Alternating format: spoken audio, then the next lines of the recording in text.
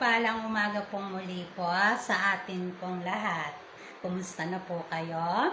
At gaya po ng palagi ko pong kinagawian po sa umpisa po ng lahat ng aking kapahayagan, ay palagi ko pong sasabihin po sa inyo pong lahat na wala po akong ipinakikilala na kahit na ano para po sa akin pong sarili. Isa po akong hamak, isa pong aba na tagapagpahayag po kung ano po ang nilalaman ng atin pong banal na libro. At ang lahat nga pong nilalaman nito ay nagmula po sa ating Diyos na kataas-taasan at yan po ay sa atin pong banal na Espiritu Santo. Ayon po sa ating banal na Espiritu Santo, naiintindihan at nauunawaan daw po niya ako kung may mga pagkakataon po na dumarating po sa buhay ko po na nagkakaroon po ako ng matindi pong agam-agam po sa puso ko dahil hindi naman po talagang biro ang magpahayag ng isang kapahayagan na malayong malayo po at salungat po sa kung ano po yung atin pong kinagisnan. Subalit ayon po sa ating banal na Espiritu Santo, ako daw po ay naparito po. Hindi para busugin ang mga kambing at bigyan sila ng kung ano po ang kanilang ninanais.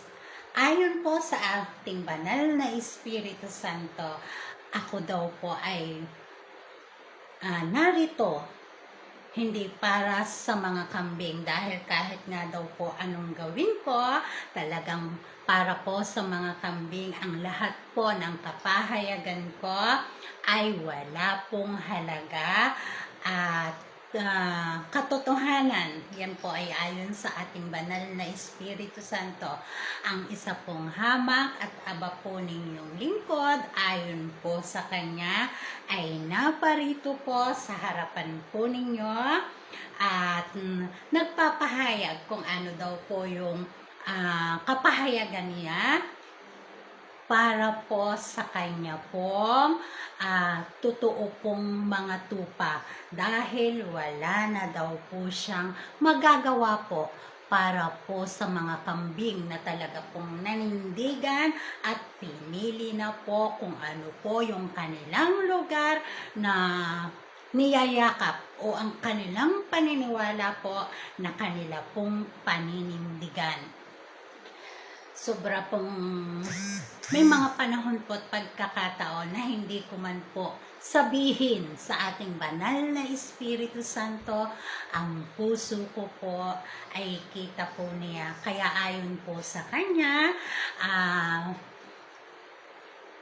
talaga daw po na sa panahong ito po, sa ayaw daw po at sa gusto ko, ay talaga daw pong kakaharapin ko po yung marami pong pag-uusig dahil nga po ang kapahayagan ko po ay taliwas na taliwas po sa kung ano man po ang pinaniniwalaan po nating lahat ng halos 1,000 pong taon. Sobrang mahirap para sa isang ordinaryo lamang po na kagaya ko na wala naman po akong ganap na kaalaman. Ang tangi ko pong pinanghahawakan ay ang Kanya pong mensahe, kung ano po ang Kanya pong kalooban at kung ano po yung mga nais po niya ipahayag ko po sa inyo dito po sa buo pong sanlibutan. At yan nga daw po ay sa wikang Pilipino, Tagalog po, dahil ako nga po ay isang Tagalog at hindi raw po ako pwedeng magwika ng ibang lingwahe maliban po sa wikang Pilipino, wikang Tagalog po, at dahil nga daw po yan ang original pong wika po sa hardin po ng Eden. So para mabigyan po ng Ayon po sa kanya, ng karangalan at parangalan ang orihinal, tanging Tagalog lamang po ang aking daw pong wikang gagamitin. At ayon nga po sa kanya ay palagi kong linawin po sa inyo pong lahat. Bagamat mabigat, bagamat mahirap, bagamat alam ko po na ayon po sa kanya ay maraming masasaktan, masasagasaan dahil nga po ang pinaniniwalaan po mula po sa ugat po ng ating lahi ay halos 1,000 taon na pong pinaninindigan. Sa parte ko po, bagamat mahirap, ako po ay sumusunod po lamang sa kung ano po ang kanya pong kalooban at lagi po niyang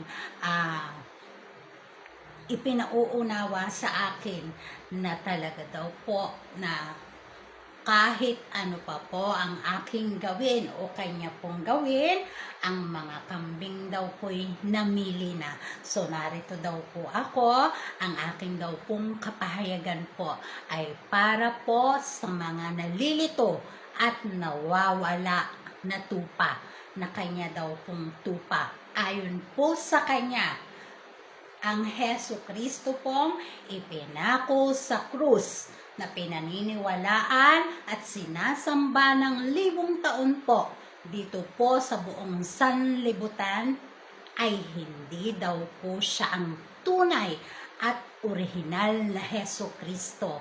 Dahil ang tunay at orihinal na Jesucristo po ay sa pakapanahonan lang pong ito isinilang po upang nga po magkaroon po ng katuparan dahil nga po ang kanya pong mag-iina ay nasa karugtong ng Hardin ng Eden.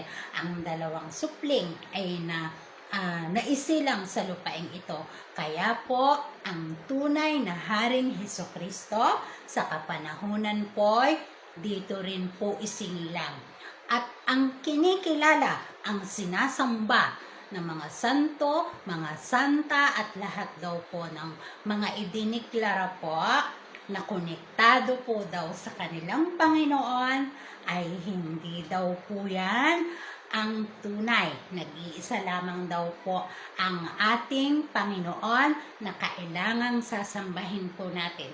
Totoo po ang Haring Hesukristo, subalit ang idiniklara po mula po nung una ng kampun po ng kaaway ay hindi po yan ang tunay.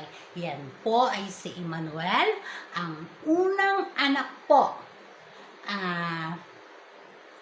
na lalaki po ni na Adan po at Eva. At yan po'y naipahayag ko naman nung ako po'y nag-uumpisa ng pamamahayag po. Kung susunsunin po natin, ay masasabi po natin kinakapatid po ng ating Haring Hesukristong tunay. Kaya lang masasabi pong kinakapatid dahil siya po ang sumunod po na humimlay po sa sinapupunan po ni Eva po, ng una pong babae po.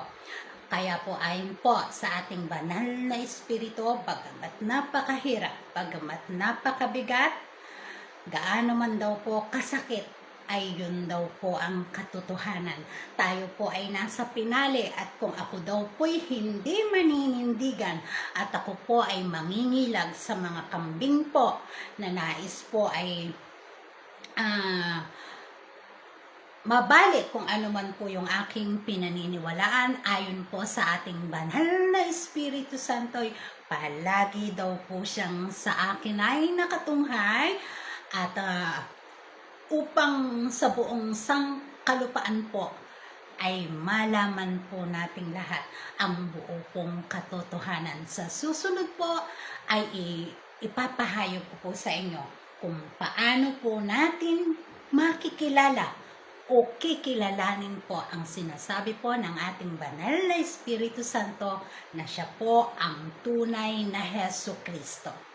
Hanggang sa muli po, wala na naman po tayong oras. Bye-bye, paalam, at mabuhay po tayo pong lahat. Hanggang sa muli! Bye-bye!